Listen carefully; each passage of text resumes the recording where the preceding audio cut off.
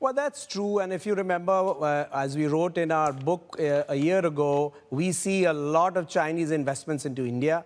What you just talked about was the digital side, the mobile phone. I mean, India is going through a digital revolution, Bernie. We are seeing the mobile phone penetration has crossed 1 billion people. The internet is now near subscribers are nearly over 300 million. Smartphones are nearly 35% of the hand phone sales. So we are seeing what happened in China about 10 years ago. And that's what the Chinese companies who are good at producing cheap but smartphones are coming in. Xiaomi, you mentioned, Oppo, they are building brands. Foxconn is going to assemble it, of course. And you've got Huawei also there, which is at the moment in the telecom equipment market. And they want to get into handset as well. So we are going to see a lot of action. You know, I'm kind of wondering, but Garija, I'm wondering if there's I don't know, can you really partition it? Can you really split it up and say, you know, Chinese do this really well and India can do this really well? I mean, India has a very, very, strong IT space, but it was founded, as you would know more than anybody in the world, on the brains of it all, the software side of things. I mean, the whole Bangalore evolution that goes back now like 2 decades. You know, China is famous for assembling things, right? They whack together the iPads and the iPhones and all that. I wonder how you can leverage the strength without actually impinging on each other. Is there some sort of a secret sauce here, or am I making a big issue out of something that doesn't exist? No, I think there's clearly been a divide. A divide has been on the Indian IT industry. The services industry obviously has been very export-oriented and large. The Chinese have been very good manufacturers, especially components and mobile phones in particular.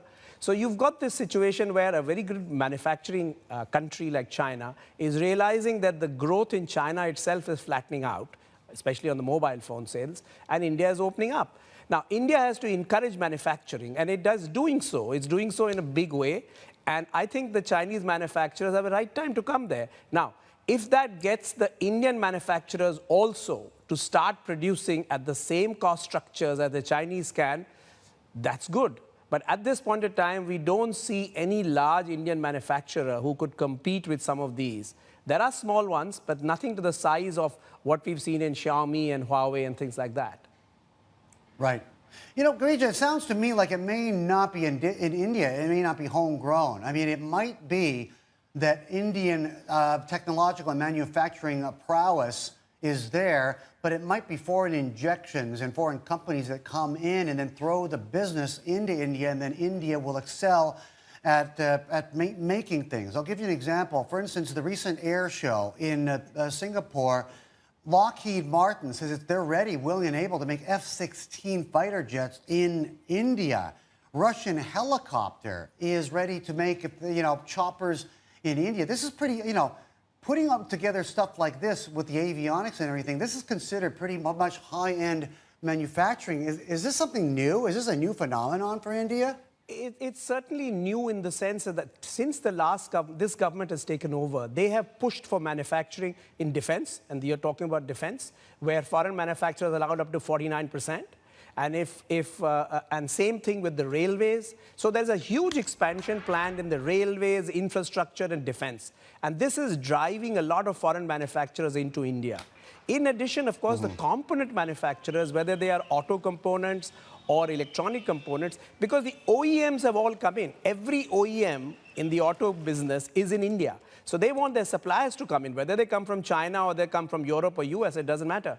So we are going to see a huge jump in manufacturing. The challenge has been ease of doing business in India. That's been the big challenge. And I think that is steadily being removed. And we see that in some of the states. Some of the states, the southern states and the western states, are running very fast. And you've got to go and see. It reminds me when I used to go to China in the seaboard, eastern seaboard states were always running faster than the hinterland. And the same thing is happening in India. Right. Yeah. Yeah, they tended to. I think it was the ships that did it to them. You know, they came and went so quickly. They just needed to unload and keep working. You know, it's kind of interesting if all goes according to book, if everything goes correctly, India doesn't seem to have some of that nationalistic baggage. I don't know if I'm putting this the right way. I might be totally inappropriate here, talking inappropriately, Garija. But you know how China took forever, to come up with the ARJ-21, right? The regional jet. And then they made a big, big deal about the C919, like it was a project of national pride. It's like, we can make a plane that can compete against the Airbus and against Boeing too. It's like to prove something, whereas India doesn't need to, I don't get the sense that India feels it needs to prove something by starting what's already been done by mankind from scratch. It might be smarter to do it that way. Well, India also tried in the past. About 20 years ago, they tried making a plane. There were a couple of attempts, and it was not a great success. So I think the new government has seen the light, as you said, and seen, like, why reinvent the wheel? I mean, we've got people who are manufacturing parts of it. We could, of course, assemble it, but that's what it is going to be.